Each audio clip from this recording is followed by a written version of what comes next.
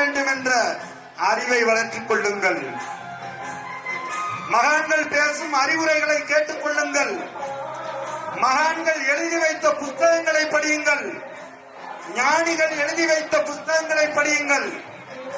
அறிஞர்கள், கல்வி அறிஞர்கள், ஆசிரியர்கள், டிப்ளமோ செய்தவர்கள், அந்த என்ன சொல்லுவாங்க, PhD, அதாவது ஆராய்ச்சி நிலை உள்ளவர்கள், அவர்கள் எழுதி வைத்த புத்தகங்களை படியுங்கள்.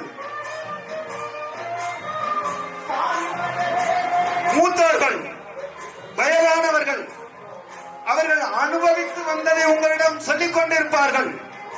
அதை கேளுங்கள். அகந்தை, ஆணவம், திமிர், தான் என்ற கர்வத்தை விட்டு ஒழியுங்கள். எதுவும் நம்ம கூட வரப்போவதில்லை.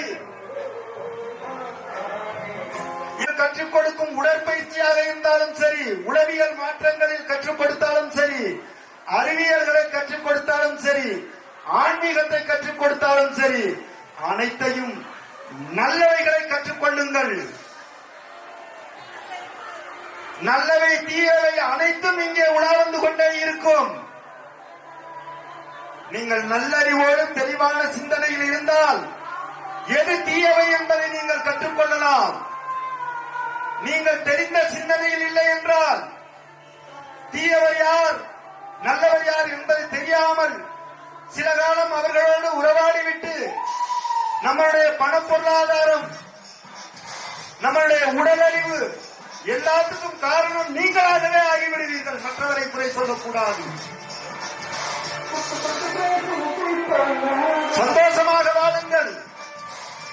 உங்கள் பொருளாதாரத்துக்கு ஏற்றாற்போல் வீடை அமைத்துக் கொள்ளுங்கள். உங்கள் பொருளாதாரத்துக்கு ஏற்றாற்போல் ஆடம்பரமாக வாழுங்கள். தர்மதானங்கள் செய்யுங்கள். நான் ஏன் இவ்வளவு சொல்லிக் கொண்டிருக்கின்றேன் என்றால், நான் ஒன்றும் பேச்சாளன் இல்லை. நான் எங்கும் சென்று பேச்சு படித்து வரவில்லை.